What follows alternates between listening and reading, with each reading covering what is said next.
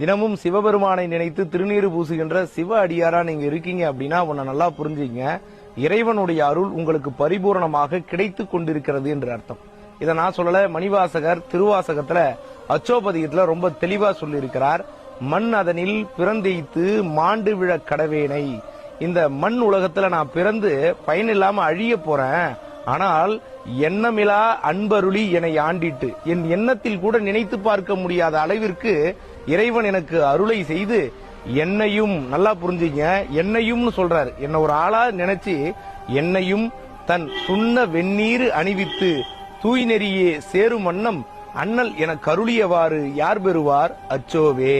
என்னை ஒரு ஆளாக நினைத்து அவனுடைய திருநீரை பூச வைத்து இதுதான் பக்தி நெறி என்று எனக்கு அறிவித்து அவன் திருவடிகளை சேரும் பாக்கியத்தை கொடுத்தார் எம்பெருமான் சிவபெருமான் என்பதை மணிவாசகர் அழகா சொல்லியிருக்கிறார். அதனால ரொம்ப மகிழ்ச்சியாக திருநீரை பூசிக்கொண்டே இருங்கள். திருநீர் பூசினால் இறைவனுடைய அருள் உங்களுக்கு இருக்கிறது என்பதை மணிவாசகரே சொல்லி இருக்கிறார். திருநீர் பூசுவோம், மகிழ்ச்சியான சிவபெருமானோடு வாழ்கின்ற அற்புத வாழ்வை வாழ்வோம். நன்றி, வணக்கம்.